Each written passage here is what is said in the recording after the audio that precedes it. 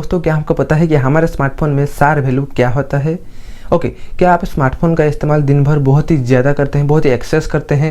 अगर इस सवाल का आंसर है हाँ, तब आपको सार वैल्यू के बारे में ज़रूर पता होना चाहिए। और जैसे कि हम जानते हैं, स्मार्टफोन हमारे जीवन में हमारे शरीर का एक प्रमुख अंग बनकर रह गया है। हम मानते हैं कि इसके बिना जीवन अधूरा है, इसके बिना हम रह नहीं सकते, बट यहाँ पर इसके बहुत सारे फायदे हैं, तो यहाँ पर इसके बहुत सारे नुकसान भी हैं। तो इसीलिए समय रहते ही इसके बारे में हमें पहले से ही परिचित हो जाना चाहिए। तो आइए जानते हैं कि ये सार वैल्यू क्या होता है और इससे होने वाले नुकसान क्या क्या है। हेलो दोस्तों, मेरा नाम है अनुभव और आप सभी का फिर एक बार टेक ट्यूब अनुभव चैनल में स्वागत है। देखिए दोस्तों, जब स्मार्टफोन को कम्युनिकेशन के लिए यूज किया जाता है, तब इसी कम्युनिकेशन को परफॉर्म करने के लिए बहुत सारी इलेक्ट्रोमैग्नेटिक वेव्स की ज़रूरत पड़ती है। तो इसीलिए इन इलेक्ट्रोमैग्नेटिक वेव्स की मदद से सभी सिग्नल्स को एक जगह से दूसरे जगह पर ट्रांसमिशन करने के लिए यूज किया जाता है। और इसके साथ ही साथ यहाँ पर इस इलेक्ट्रोमैग्नेटिक वेव्स को एक जगह से दूसरे जगह पर भेजने और रिसीव करने के लिए एंटीना की मदद ली जाती है। और हाँ, इन इलेक्ट्रोमैग्नेटिक वेव्स की सिग्नल्स में कुछ पावर होने के कारण यहाँ पर जब भी कोई ट्रांसमिशन परफॉर्म होता है, तब इन सिग्नल्स का कुछ 10 से 20% एनवायरनमेंट में ही रेडिएट हो जाता है। तो इसी प्रोसेस को मोबाइल रेडिएशन भी कहा जाता है। ये रेडिएशन आपके मोबाइल के यूसेज के ऊपर ही निर्भर करता है। आप दिन भर में कितने परिमाण का, कितने मात्रा का मोबाइल फ़ोन यूज करते हैं, स्मार्टफोन यूज कर रहे हैं, और कितने परिमाण में, कितने मात्रा में आप अपने शरीर से इस स्मार्टफोन को जोड़े हुए शरीर के पास रखे हैं, इसके ऊपर आपका रेडिएशन लेवल डिपेंड करता है। तो इसी रेडिएशन लेवल को कंट्रोल करने के लिए सार वैल्यू को यूज किया जाता है। सार वैल्यू का पूरा नाम है स्पेसिफिक एब्जॉर्प्शन रेट। ये एक मापदंड होता है, ये एक स्टैंडर्ड होता है, जिसकी मदद से आप जब भी कोई इलेक्ट्रॉनिक डिवाइस, कोई भी स्मार्टफोन या फिर कोई भी इलेक्ट्रॉनिक डिवाइस यूज कर रहे हैं किसी भी एंटरटेनमेंट के लिए या फिर कम्युनिकेशन के लिए, तब उसमें से कितने परिमाण का, कितने मात्रा में इलेक्ट्रोमैग्नेटिक वेव्स रेडिएट हो रहे हैं, वो हम इसकी मदद से यहाँ पर मेजर कर सकते हैं। और हाँ, इसके साथ ही साथ हम यहाँ पर यह भी मेजर कर सकते हैं कि ये जो इलेक्ट्रोमैग्नेटिक वेव रेडिएट हो रहे हैं, वो हमारे शरीर के द्वारा कितने मात्रा में एब्जॉर्ब हो रहा है। इस सार वैल्यू की स्टैंडर्ड मेजरमेंट को वाट पर किलोग्राम में मेजर किया जाता है। ये रेडिएशन हमारे शरीर के लिए बहुत ही खतरनाक है। ये हमारे शरीर के दो हिस्सों को सबसे ज़्यादा प्रभावित करते हैं, जो कि एक हमारा मेन पार्ट है, वो है हमारे हेड को, और दूसरा है हमारे हेड का निचला हिस्सा, जो कि बॉडी को। ये रेडिएशन हमारे हेड को बहुत ही ज़्यादा प्रभावित करता है, क्योंकि हम जब फ़ोन में बात करते हैं, जब फ़ोन को इस्तेमाल करते हैं, यूज करते हैं, तब हमारा जो इलेक्ट्रोमैग्नेटिक वेव्स रेडिएट हो रहा है उस स्मार्टफोन से, उस मोबाइल फ़ोन से, तब हमारे शरीर का वही हिस्सा सबसे ज़्यादा उस रेडिएशन फील्ड के निकट होता है। यही बोले कि उस रेडिएशन फील्ड के अंदर ही होता है।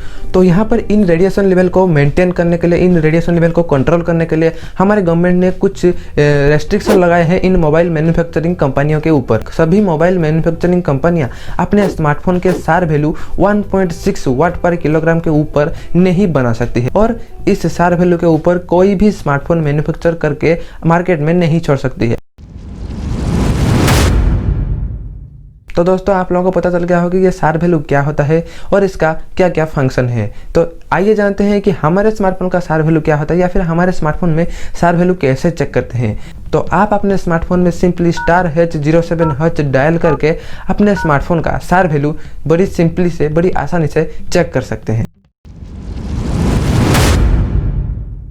ये मोबाइल रेडिएशन हमारे लिए बहुत ही खतरनाक है, हमारे शरीर के लिए बहुत ही खतरनाक है, क्योंकि ये हमारे शरीर को बहुत ही नुकसान पहुंचाता है और हमारे शरीर के फंक्शन को भी बहुत ही डल कर देता है। बट ये खतरा सबसे ज़्यादा बच्चे, बूढ़े और गर्भवती महिलाओं के लिए खतरनाक है, क्योंकि उनका शरीर सबसे ज़्यादा इन रेडिएशन को एब्जॉर्ब करता है। तो जितना हो सके अपने स्मार्टफोन को अपने शरीर से दूर रखें, और हो सके तो हर वक्त अपने स्मार्टफोन को स्पीकर में रखकर बात करें या फिर हेडफोन का यूज करें, ताकि उसका जो इलेक्ट्रोमैग्नेटिक वेव्स का रेडिएशन होता है वो आपके शरीर से थोड़ा दूर होना चाहिए, तभी जाके आपका शरीर उस रेडिएशन को एब्जॉर्ब ज़्यादा नहीं कर सकता है। तो आइए जानते हैं कि नॉर्मल पीपल के लिए ये रेडिएशन कितना खतरनाक है और क्या क्या नुकसान झेलना पड़ सकता है हमें। अगर ज़्यादा देर तक ये रेडिएशन को हमारे शरीर ग्रहण करे तो हमारे टिश्यू ब्रेकडाउन हो सकते हैं, जिसमें हमारे डीएनए को बहुत ही नुकसान हो सकता है। किसी डॉक्टर्स का मानना है कि इसे ब्रेन ट्यूमर और कैंसर होने का भी चांसेस काफ़ी बढ़ जाता है, जिसकी वजह से आपको आगे जाकर बहुत सारी परेशानियों का भी सामना करना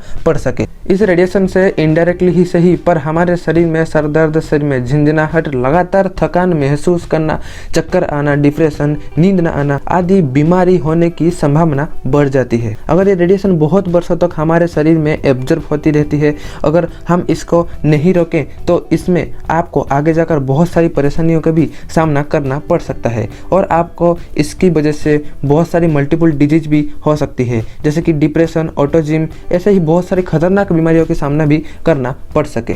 तो इसीलिए जितना हो सके अपने स्मार्टफोन से दूर रहिए। हो सके तो अपने स्मार्टफोन को दिन भर में बहुत ही कम बार यूज करें, तो आपके लिए यही बेहतर हो सकता है।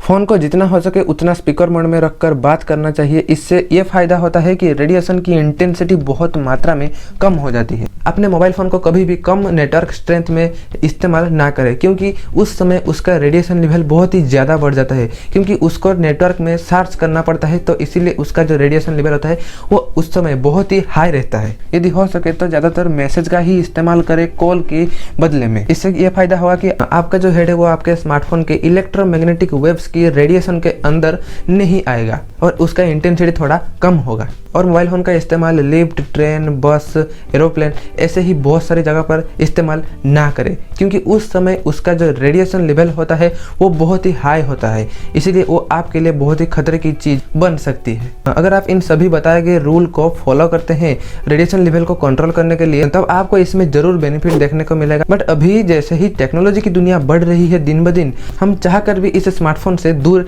नहीं रह सकते हैं। ऐसा ज़माना आजकल बन गया है। ओके, तो आई होप आपको ये वीडियो पसंद आया होगा। अगर आपको ये वीडियो पसंद आया तो इस वीडियो को जल्दी से लाइक कर दीजिए और हमारे चैनल को सब्सक्राइब करने के साथ साथ बेल आइकन को भी प्रेस कर दीजिए, ताकि लेटेस्ट वीडियो की नोटिफिकेशन आप लोगों तक पहले पहुंचे। अभी तक के लिए गुड बाय।